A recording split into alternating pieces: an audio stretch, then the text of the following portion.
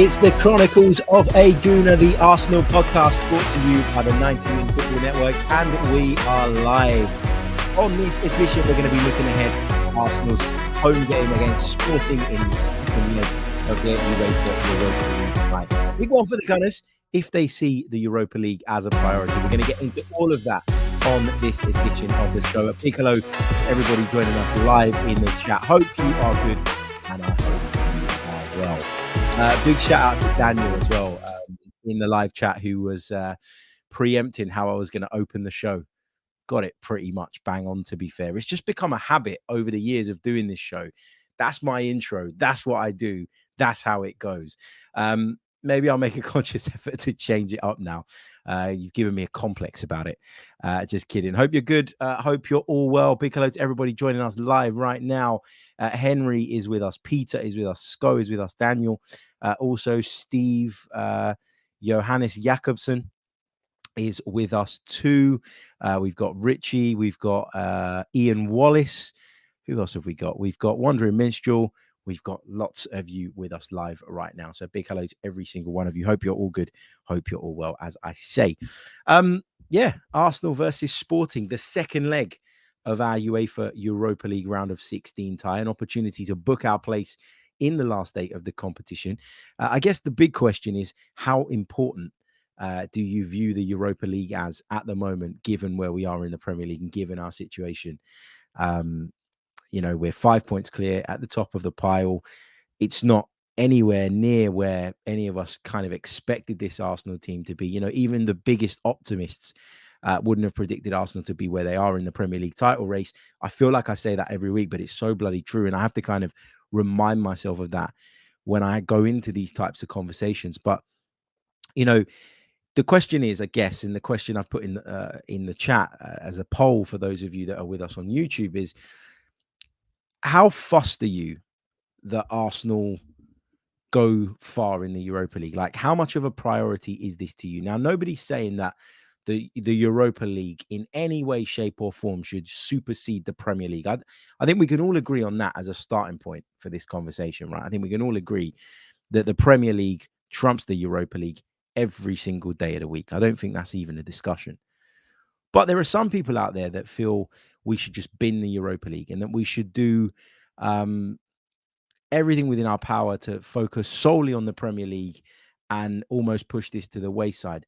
When I look at some of the predicted 11s or the 11s that some people would like to see selected, I look at it and I think, you obviously don't care about this competition. And that's a perfectly valid opinion to have. I'm just interested to gauge from you guys, the listeners, how you view this, because I'm a little bit torn on this, I've got to say.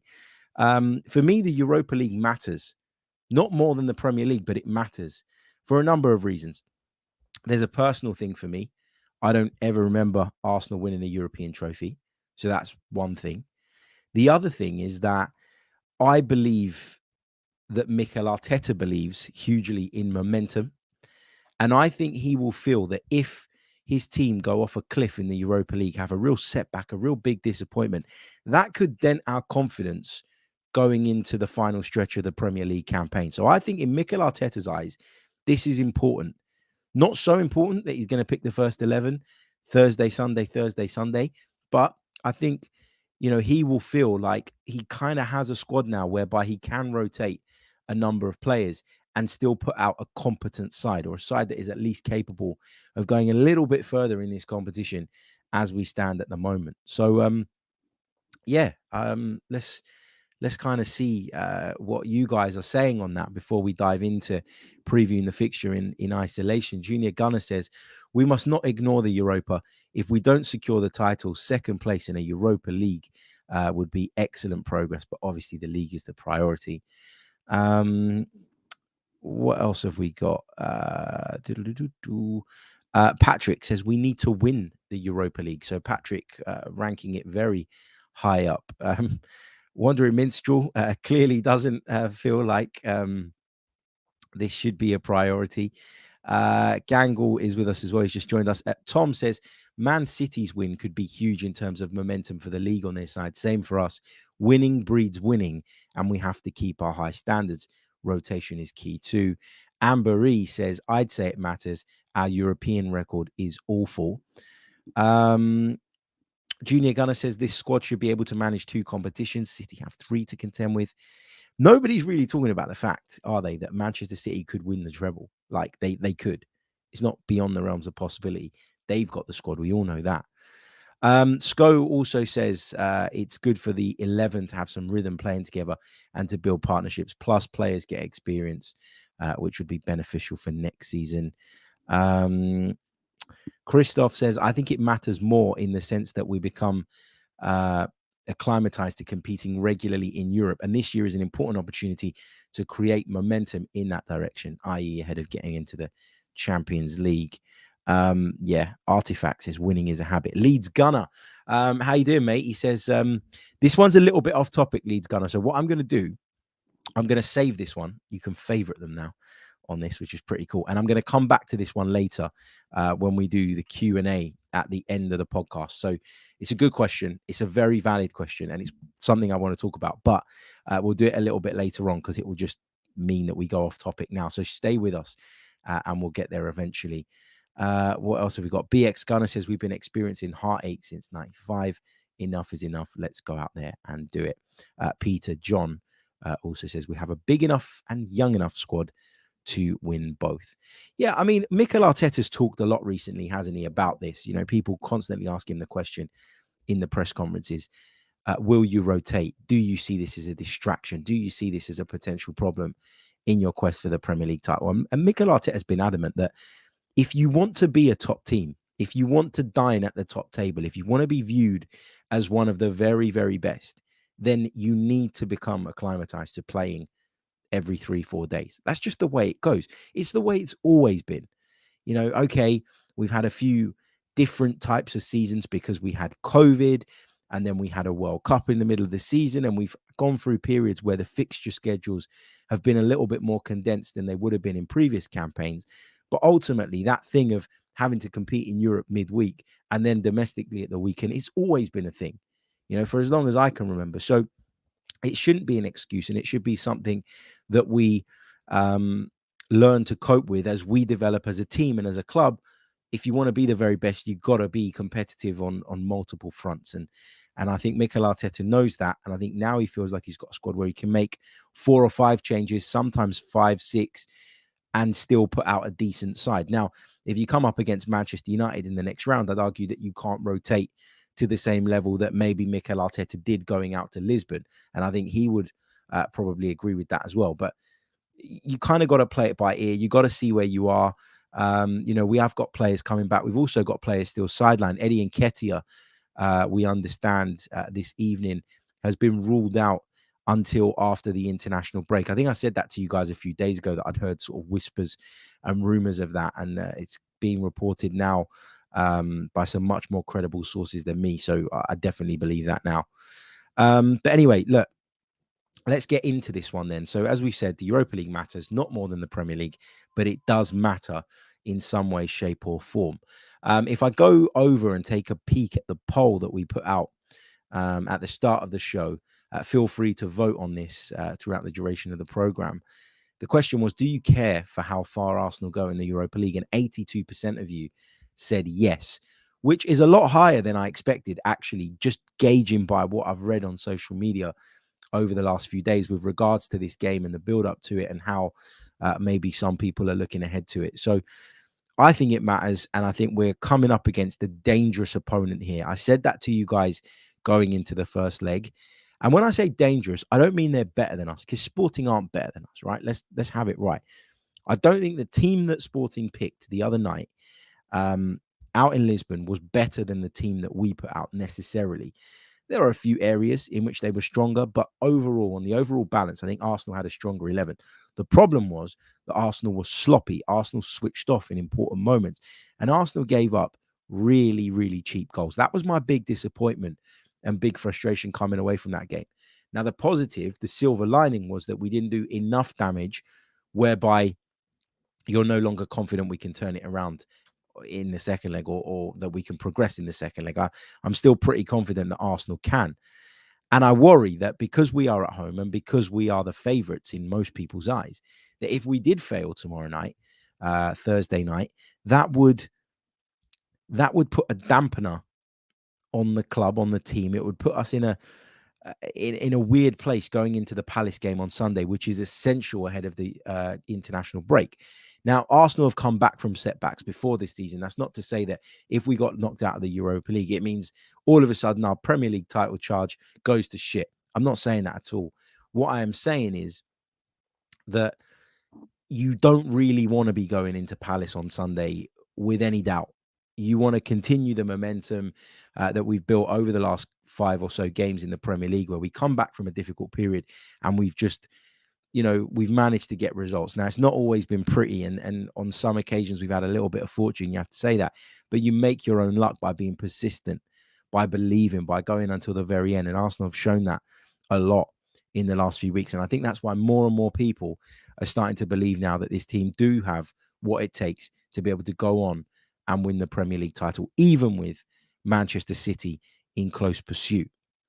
Now, looking back at the weekend, obviously Arsenal had that 3-0 win at Fulham. Really positive result, really positive performance. The game was done by half-time, which is nice because even if you don't get players off the pitch, you figure and feel that they don't always have to play with the same intensity. That intensity certainly dropped in the second half, rightly so, when you're 3 goals to the good and you got your eyes on a game in Europe. But Sporting got the exact same result over the weekend, but they were at home, I beg your pardon, to Boa Vista. So they won that by 3-0. Now, if you haven't seen the goal scored by Nuno Santos, which was Sporting's opening goal on the day, go on YouTube, go on Twitter, type it in, Nuno Santos versus Boa Vista. An unbelievable goal. I think I tweeted the goal. So if I'm tweeting the goals from an opponent that we're playing in the next few days, then it means it was pretty special and it caught my eye. It was fantastic. Wonderful, wonderful finish. We know that they're going to be without Sebastian Coates and Hidemasa Morita, who picked up yellow cards in the first leg, causing them to be suspended for the trip to Emirates Stadium. Manuel Ugarte, however, who we were told was a big miss for them in the first leg, he will return from his ban. So one midfielder comes in, the other one goes out through suspension. And of course, Coates is a big part of their backline. He is missing. Hector Bellerin, as far as we know, is still out. And this is based on what I've read sort of at the time of recording. Hector Bellerin is still out, so there'll be no return for him, at least on the pitch, to Emirates Stadium. But Antonio Adan, the goalkeeper, who proved himself to be quite the shithouse in the first leg. He also made some good saves as well. You have to give him that. He is expected to shake off a muscular injury that kept him out at the weekend to start for Ruben Amorim's side tomorrow night, Thursday night, if you're listening in advance. So, yeah, that's the kind of the way the land lays. Mikel Arteta's just given his press conference ahead of this game, and we're live maybe, half an hour after that. I think really major in that. Lots of chat about Julia Roberts, as has been the thing over the last few days. If you haven't seen Pep Guardiola's comments after Man City, go and check it out. I mean, has he lost it a little bit? Feels like it. But yeah, anyway, we'll save the Julia Roberts talk. We'll leave that to Pep Guardiola. He knows better. But sort of been thinking throughout the day in preparation for this podcast, what team would I go with? And I found this really, really difficult. Normally, I'm quite clear on the team that I want to see. And normally, it isn't that debatable for me. You know, I can normally sort of put it together in 5-10 minutes. Today, it probably took me 30-40 minutes to kind of get my head around all the different permutations, who needs a rest, who doesn't, who can afford to play a couple of games in quick succession, which of our players are robust enough to be able to do that with, I beg your pardon, without it massively impacting their level. I beg your pardon, going into the game against Palace at the weekend. And I've come to some kind of conclusion, but even still, I'm not entirely satisfied with it. So I guess one of the big questions is, what do you do with Gabby Jesus? I don't think that you should start Gabby Jesus, personally. I think that he's still got some way to go before I'd feel confident in starting him. The last thing you want is him to be pushed, rushed, and then suffer a setback that keeps him out for any period of time, because this is the most important part of a recovery, right? It's about getting yourself back into shape, back up to fitness, and sort of slowly building up, getting those minutes under your belt and getting yourself into a position where you're match fit and you're able to help the team. Now, that's not to say that if we're down with 15 minutes to go, I wouldn't call on him. That would be a totally different situation. But I think to start him with the alternative options that we have available wouldn't make a lot of sense. We've got the international break, in which I expect some of our players not to be involved, which they can then have a rest. Then you kind of got to say that maybe we're going to put a little bit more of a load on them, in the hope that they that they can get some rest and sort of recover during that particular period. There's that. If you think that Eddie Nketiah is going to be ready to return after the international break, then perhaps you can give one of those players that we're sort of highlighting or mentioning, you can give them a break then. I don't know. It's really difficult to know without knowing the ins and outs, how this should be managed, and how Mikel Arteta and his medical staff, who will of course be advising him all the way along, are going to look at this. Charles says, rushed ? Around Gabby Jesus. You don't know his fitness level. Neither do you. And that's kind of the point here. The fact that we don't know much about this guy's fitness level, and he's been out for a number of months, I think that the natural conclusion to draw, having watched him sort of be on the sidelines for so long, is that he's not ready, having played a few minutes at the weekend, to start a game just 4 or 5 days later. I think that's a natural conclusion to come to. I think that he is probably further down the line than maybe we know and maybe we expected. I certainly didn't expect him to be in the squad for Fulham, full stop, but he was. And that's obviously a positive. Great, happy days. But I can't, with any degree of confidence, say that Gabby Jesus is ready to start when, as you say, we don't really know what his fitness level is. So I think the best thing to do is to be cautious and to be careful, because I think this is a game that we can win without him. It's great to have him back, and he's a real key part of this team. And make no mistake about it, as a centre forward, he is at a much higher level than any other alternative or option that Mikel Arteta has at his disposal. Trossard's played well there of late, but he's not Gabby Jesus. Martinelli's played there and done pretty well of late, but he's not Gabby Jesus either. Eddie Nketiah certainly isn't. So I think that this is one of those mindsets that we've kind of got to understand, but also got to be cautious of getting sucked into. So yes, we know he's better than everybody else, but also when he got injured, we were 5 points clear at the top of the Premier League. He's been out for all this time, and we're still 5 points clear at the top of the Premier League. At the very least, that should give people confidence in the fact that we can cope without him. And on that premise, on that basis, and given the way this tie currently sits, and given the fact that we're at home, I don't think there's a case to say he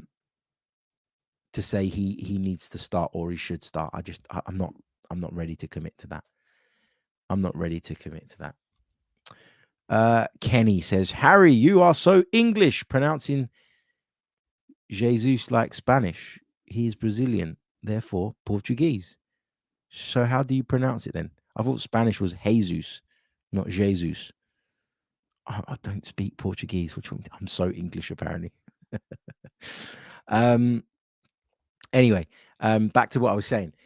So racking my brain for ages, trying to figure out what team I'd like to see Mikel Arteta play. And there's a few positions I think that are up for debate. So let's do that now. Let me share with you my kind of starting point, or what I eventually settled on, and we can kind of pick it apart together if you like. So Matt Turner will play in goal. I think that's a given. I personally think that a goalkeeper can play on a Thursday and on a Sunday without it being the end of the world. But I think given that Mikel Arteta has made Matt Turner the cup goalkeeper, if you like, I'd be shocked. I beg your pardon. If he doesn't start the game. Got a little tickle in the throat again. These kids, man, I swear they make me ill every single week. Right back, I'd go with Tomiyasu, I think. I kind of talked about the idea. Hold on, before I get carried away with this, let me make this important point. I've kind of looked at what Mikel's done throughout this tournament so far, and I would describe it as half rotation. So one week you'd see Gabriel play at centre back, Saliba wouldn't. The following game you'd see Saliba playing at centre back and Gabriel wouldn't. So I think he's going to try and stick to something similar. I think he wants to have one of Gabriel and Saliba in the back line. I think that's very, very important to him. You can't, you can't go into games like this, for example, with Kivior and Holding as a central defensive pair. I think that would be throwing the competition, and I certainly don't want to see that. So yeah, okay. So the half rotation thing, I think, is valid. I think there are some players that you can get away with playing them more, and there are others that you can't because we know what their fitness is like. For example, Thomas Partey. I wouldn't even dream of starting Thomas Partey tomorrow because I think that's too great a risk. Granit Xhaka, on the other hand, don't want to curse the guy or jinx him, but I feel more confident in him being able to play Thursday, Sunday, because his history tells us that he's a more robust individual and he's a more or he's less injury prone than Thomas Partey, for example, right? So let me get into the team. Turner will be my goalkeeper. Left back would be Kieran Tierney for me. I think Kieran Tierney would have played in Lisbon. I don't think that Mikel really wanted to play Zinchenko out there, but obviously Tierney pulled out, and I think that Mikel felt he had no choice but to give us a bit of balance on that left-hand side in terms of having a natural left footer there. Some people suggested that maybe Tomiyasu could have played at left back. I'm not a big fan of this Tomiyasu thing at left back. I think he did a great job against Mo Salah in a one-off game. And ever since then, it just became this thing like every week. Oh, well, the great thing about Tomiyasu is he can play anywhere across the defense. Yeah, he can technically if you really, really need him to. But is he good enough at left back? I don't think he's good enough in the build-up. I don't think he tucks into midfield well enough. I don't think he has the technical ability to play that role well enough. I think he's a fantastic defender, but that's that. That's what Tomiyasu is. And there was a comment on one of the recent episodes from someone saying that I was really harsh on him and that I'm wrong to be critical of Tomiyasu. I'm not sitting here and saying he's a bad player or that I don't want him in the team or that I don't want him in the squad or anything like that. I just don't see Takahiro Tomiyasu as this complete footballer. I see him as someone who is a very, very good defender. And I actually think there have been recent examples where he's played at right back, got into forward positions and shown us that he's not quite Ben White in terms of what he can do in and around the penalty area. Now, I don't even think that Ben White is the greatest at that in the attacking sense, but Ben White playing at right back gives us that balance that we need to be able to push the left back into midfield, create a system whereby we've got sort of three centre backs and we can squeeze up the pitch. It's all about balance and it's all about the rotating and moving parts of this team. But I'm going to go with Tierney at left back in this one. My two centre halves are going to be Gabriel for sure, because Saliba played in the first leg. I think Mikel will do it the other way around, but I can't decide who I want to see alongside him. Now, Jakub Kivior played the other night out in Lisbon. In my opinion, didn't look very good. I didn't really expect much, though, because it was his first game. And, it's never easy coming into not just an Arsenal team, but a sort of makeshift Arsenal team where there's been rotation and changes. So I don't really want to stick the boot in on Jakub Kivior. But the other thing that you got to factor in here is that he's a left-footed centre-back. So is Gabriel. So does that make the balance off?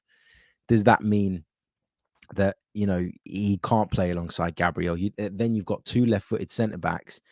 And I know that to some people that won't matter. There have been many good sides over the years that had two right-footed centre-backs, for example. But we also know that to Mikel Arteta, that is a thing. He's spoken about it before. His selections tell us that he doesn't want two centre-backs of the same foot playing in the side. He thinks that impacts us. Holding could technically play as a left centre-back because he's done that in the past, but that wasn't really under Mikel Arteta.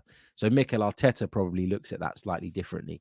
But I think he might go with Holding just because of that right-footed element. And he might think that with Tomiyasu alongside him, who's a very good defender, as I say, he might be able to help him out. Moving into midfield, I've gone with Jorginho at the base.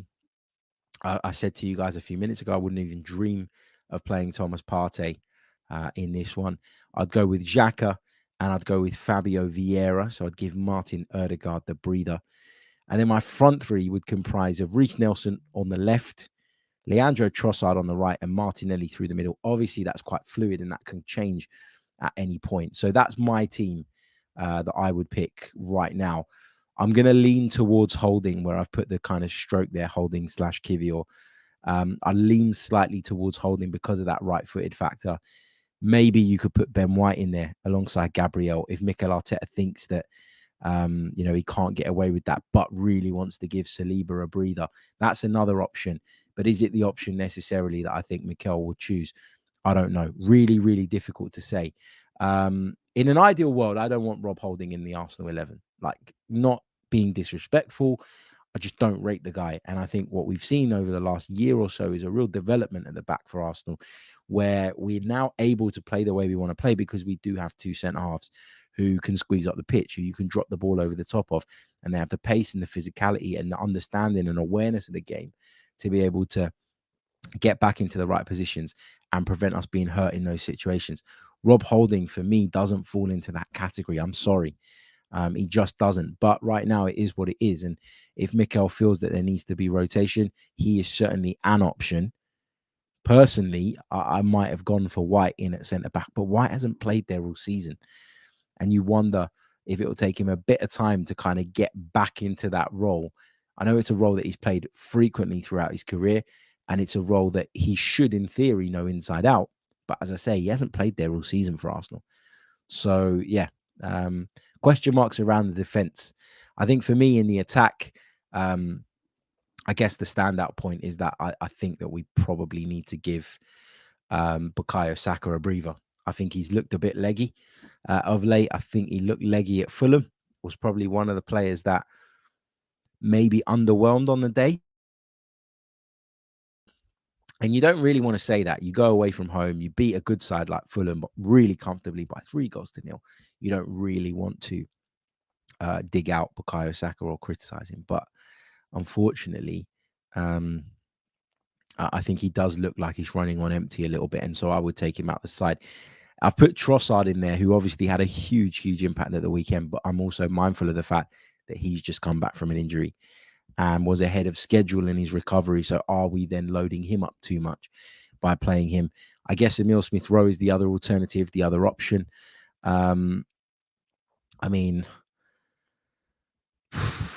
he just doesn't look fit enough at the moment. I don't know if that's changed or improved over the last couple of weeks. Obviously, we haven't seen a lot of him in first team action. That'll be a decision for them to make based on what they've seen on the training field.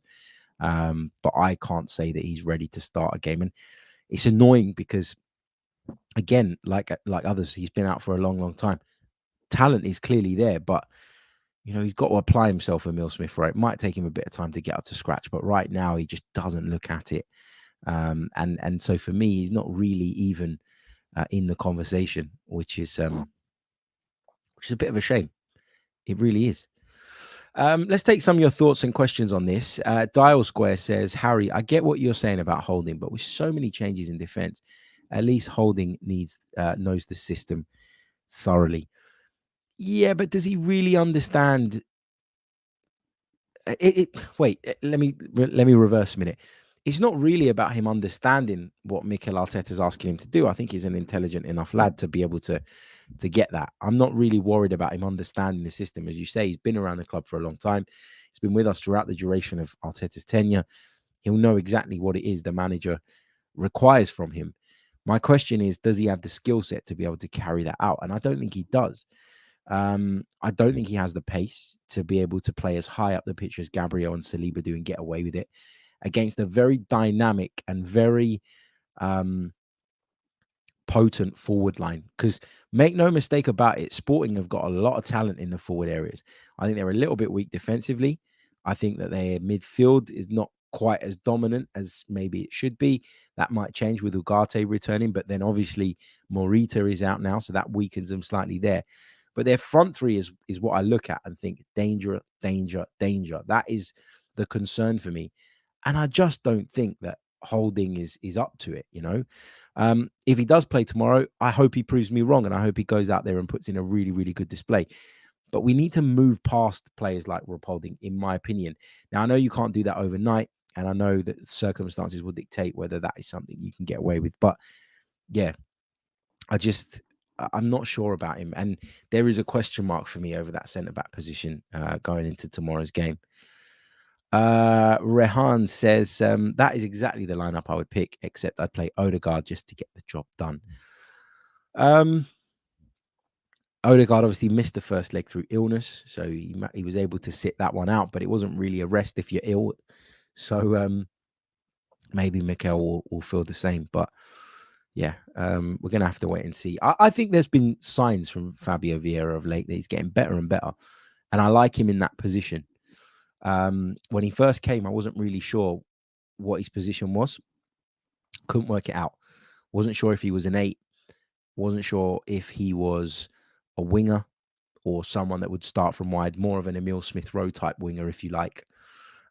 Starts from a wide position, but naturally looks to drift inside. Then I wondered if he was the next in line for the left 8 position that Xhaka plays. But I think if you're going with Jorginho in midfield, you need Xhaka because you need a bit more physical presence in the absence of Thomas Partey. So I think the balance has to be right there.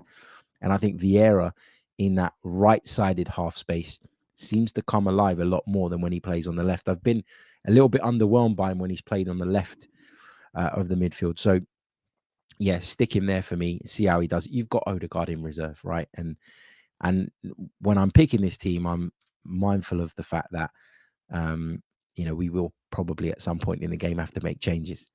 If we can get the job done with that lot, fantastic. But if we can't, you want to have the Parteys, the Odegaards, the Sakas. You want to have those guys available on the bench, the Salibas, to be able to call upon. And I think that Mikel will do that. I think he will have them in reserve and have them waiting in the wings should things go south.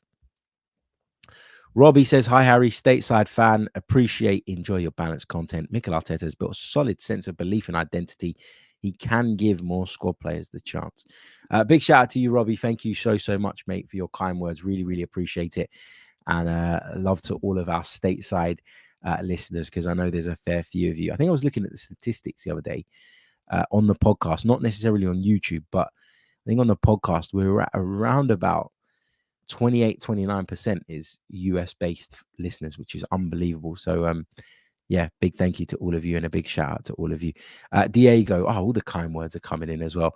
He says, wonderful work with the podcast, Harry. I listen to every episode religiously. Thank you so much. He says it's a mood booster. Good. Good. Thank you, mate. And hope you're well too. Okay, so that's my team. In terms of a prediction, I'm going to go with a 2-1 Arsenal win. I think that Sporting are going to score. I don't think this is going to be straightforward. I think that they're going to come there and view this as a cup final, straight up shootout. The away goals thing doesn't come into play anymore. And they will fancy their chances based on what happened last Thursday of scoring. They will fancy their chances of hurting us defensively or hurting us offensively from their point of view. And I think they'll come out and they'll take the game to us. I don't think they're the type of side really that can sit back too much. There'll be periods when they have to, because I think we'll be in control. But I think they'll always be looking to move the ball forward quickly, get into the attacking areas, and allow the likes of Paulinho and Marcus Edwards. They've got so much talent in that front line. I think they will cause us problems. So I'm going with Arsenal 2, Sporting 1. That is my prediction for this one. Going to take a very, very brief pause. And then I wanted to talk Kieran Tierney for a minute, because there are some stories doing the rounds about him, and I just wanted to share my opinion and views on that. And then we'll do some Q&A, so don't go anywhere.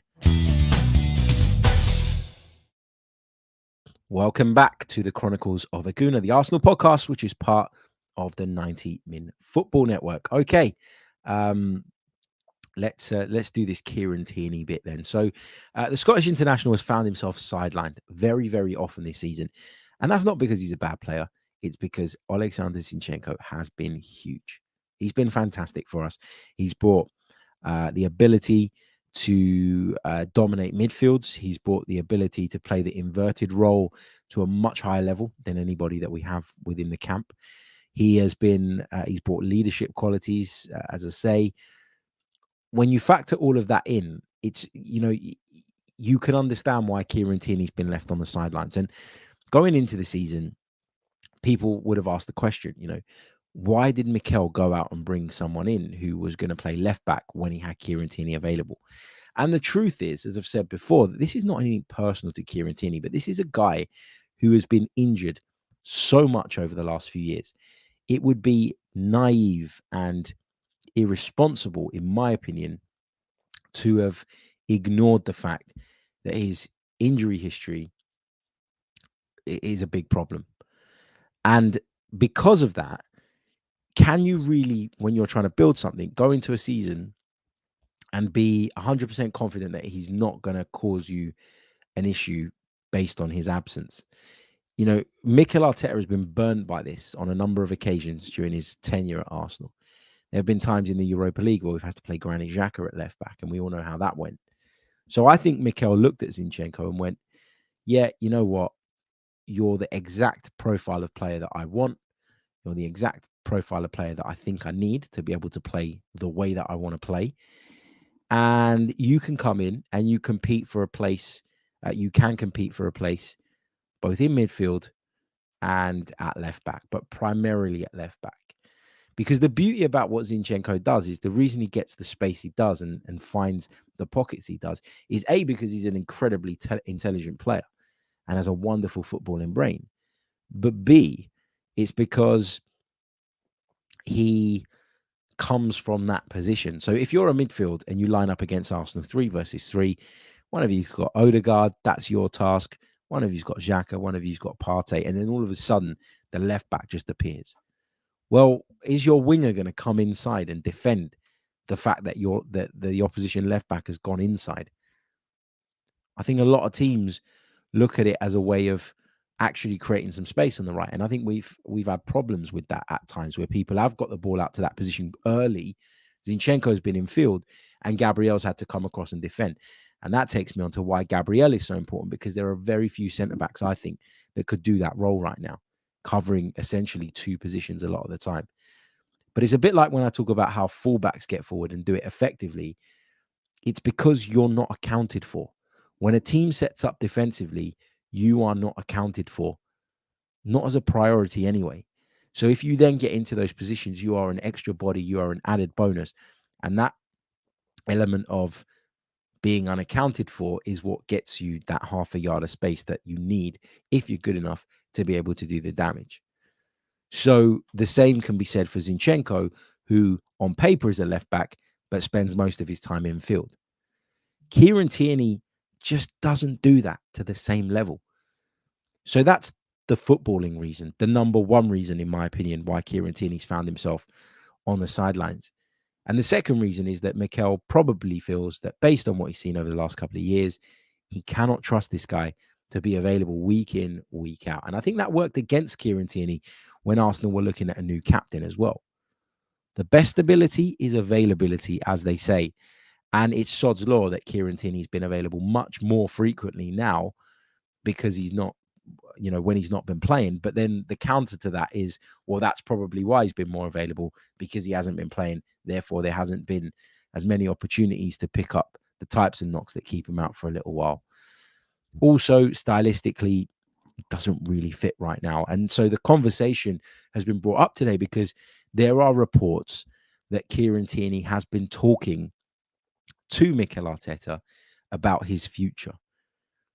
Based on what we know about Kieran Tierney and based on what we know about Mikel Arteta, I'm calling bullshit. I don't think this is true. That's no slight on anybody that's reported it.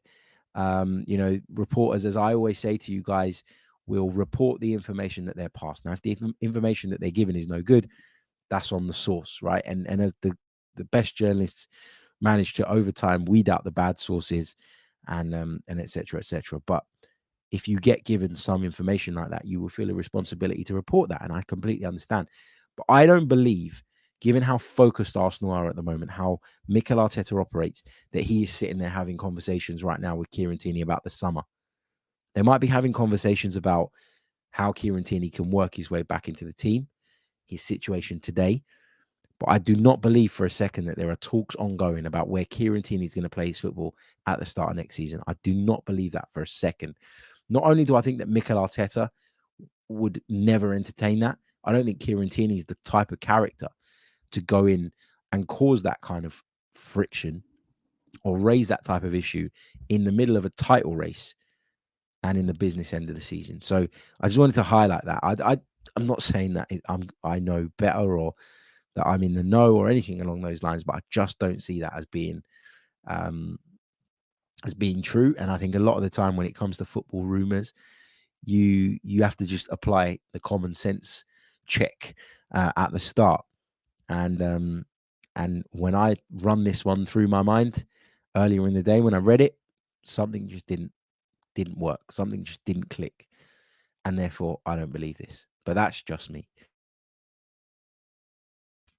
Right. Let's get some of your thoughts. Let's get some of your questions from the live chat box. There's a fair few of you with us at the moment, so feel free to get involved in the comments. We've got one question already lined up that I favorited earlier on, so I'll make sure I do that one as well. But just quickly, there are nearly 300 of you with us live right now across the multiple platforms. Just 67 likes on the board, 68 now. Nowhere near enough. We want to be at least over 100 by the time the show ends, guys. So please leave a like on the video, subscribe to the channel if you're new, and if you're listening on audio, leave us a review, especially if you're on Apple Podcasts. I've been asking over the last few episodes, and I've seen a load of reviews come through. So let's keep that momentum going. For a podcast that gets as many listens as we do, I can't believe how low we are on the ratings thing. I've never really pushed for that, and I think I need to, because I think that helps us in the iTunes charts as well, where we're constantly in the top 30 football podcasts, which is amazing. So let's pick up on the reviews. That would really, really help. I've seen a few of you have done them recently. Thank you for that. Let's get a few more on the board. Right. Let's take this question then from Leeds Gunner that he put to me earlier on. I just parked this one because I thought that it would take us on a tangent at a time where I wanted to get on with the Lisbon preview, but it's a very good question and one that I definitely want to touch on. He says, "Hey Harry, you were great commentating on Palace. First of all, thank you for that. Very nice of you." He said, "Did your opinion on Sambi change after seeing him in Palace colours in the flesh? Is he worth a second chance?" So I'm not going to go as far as saying that my opinion has changed of him. I still think that there is I've always thought there's a player in there, but Arsenal wasn't really where we were going to get it out of him. You know, I think he's someone who's very, very confident on the ball when he's feeling confident, but when he's not, it deteriorates really, really quickly. It's almost like his confidence is built on a house of cards. And if you blow it down, his confidence falls off the edge and he struggles to build it back up again. Patrick Vieira is an incredibly good man manager.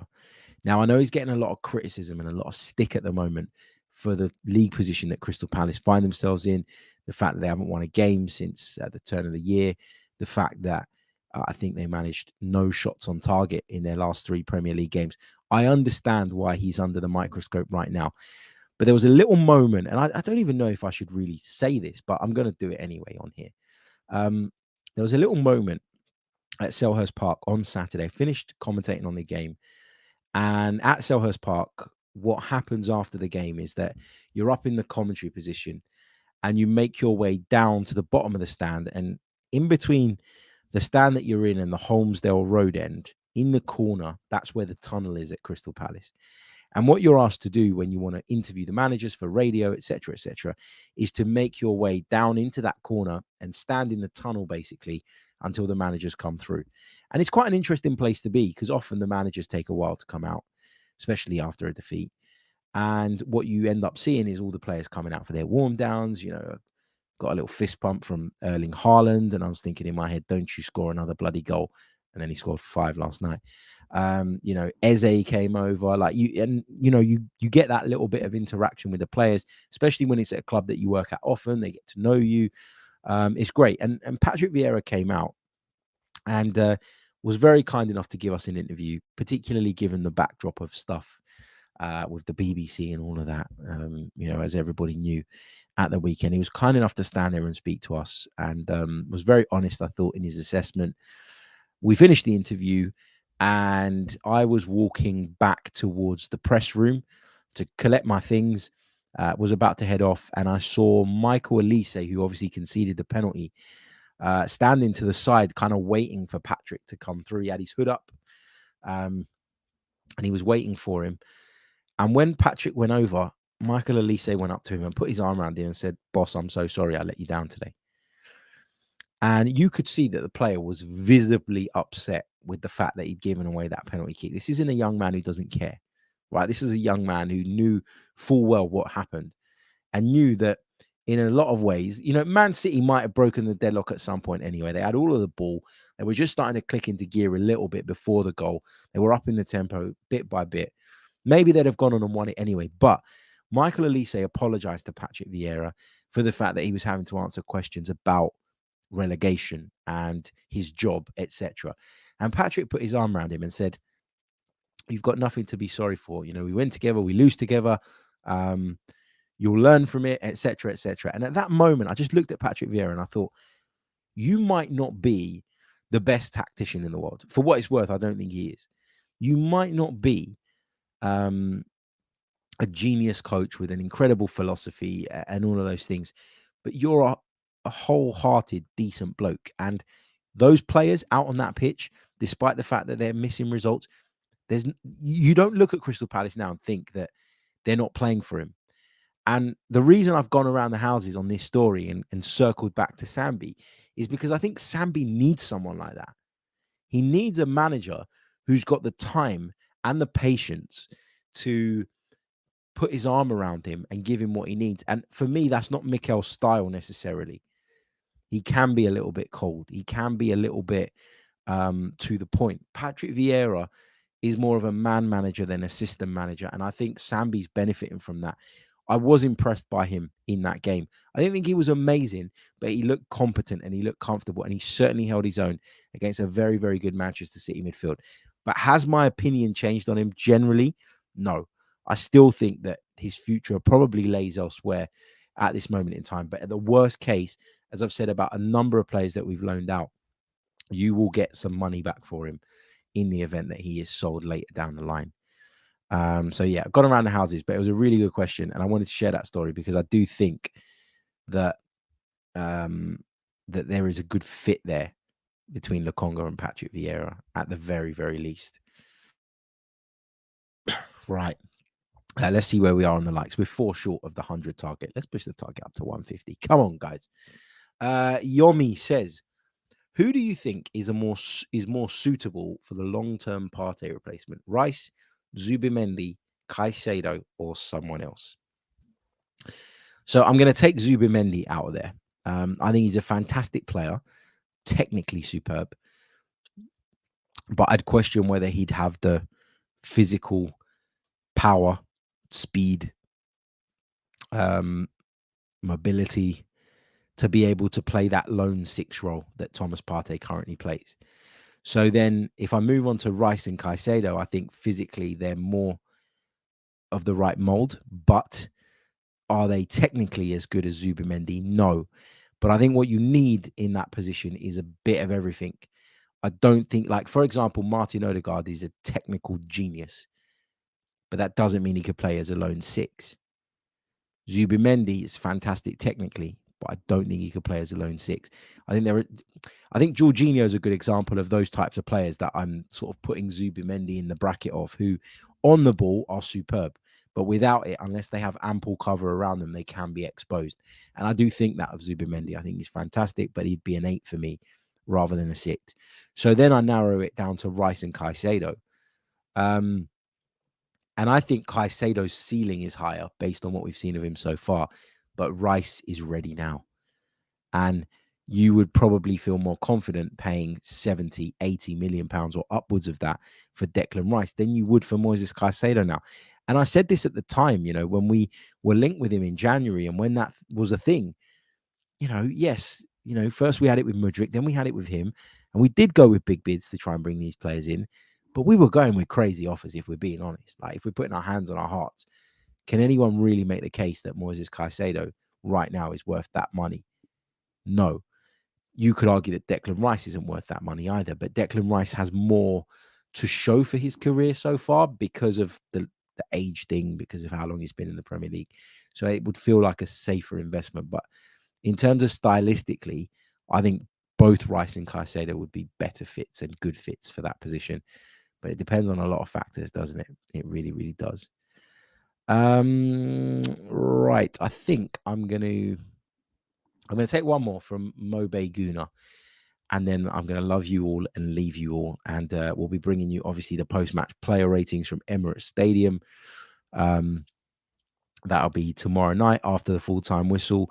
The reaction podcast to Sport in Lisbon might be a little bit later on Friday morning, because I'm flying out to Paris on Friday morning to go and do some work on the CAF Champions League again as a commentator for a couple of days. So I'll be out of action. I'll be back on Sunday morning, though, and I'll be heading straight to Emirates Stadium from the airport. So I'll be back in time for that. Content plan doesn't change for the Crystal Palace game, but there is a chance that I don't get to do the sporting review tomorrow night because of how late I'm going to get back, and I've got to be out of the house at 4 a.m.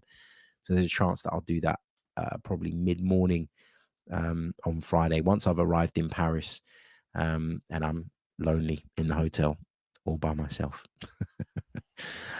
So yeah, let's take this question from Mobe Guna. It says, hello Harry, you think we'll sign a new left 8, or do you think we could move Emile Smith-Rowe there given the amount of left wingers we have at the moment?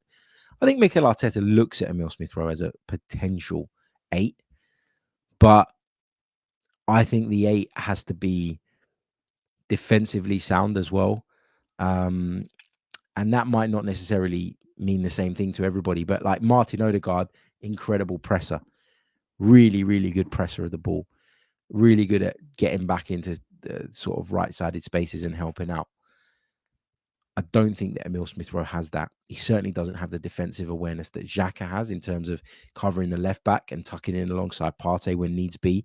And I think that awareness that Xhaka has is a big reason why he personally, on an individual level, has improved dramatically, but also why Arsenal's balance is so good at the moment. I don't think Emile Smith-Rowe plays as an 8 for Arsenal alongside Martin Odegaard on the other side. I don't think you can have both, is the point I'm making. Odegaard is more like a 10 playing in an 8. And because we've got a 10 playing on the 8 on one side, we've got a player that is half a 6 playing as an 8 on the other side. And the balance just works, if that makes sense. Granit Xhaka will tell you himself that he's always viewed himself as a defensive midfield player. So because he's got those instincts, but he's also got a decent bit of technical ability about him, he can play a hybrid between the 8 and 6 in order to give us that balance when we need it, but also get forward and help us when we need him to. On the other side, you've got Odegaard, who's more a 10 than an 8, but plays an 8 because he's got the technical ability, but the work rate as well. So for me, I always talk about this. When you're talking about partnerships, when you're talking about midfield trios, when you're talking about sections of a football team, it isn't always about the best individuals. It's about the best balance. I think that's so, so key. And I don't think if you put Emile Smith-Rowe, for example, in the place of Granit Xhaka, we'd have the right balance. If you put him in the place of Martin Odegaard, we'd have more of a balance. But I still don't think he brings the same level to the table from a defensive standpoint, and that would concern me. So I've gone around the houses again, as I tend to do, but the answer for me is not right now.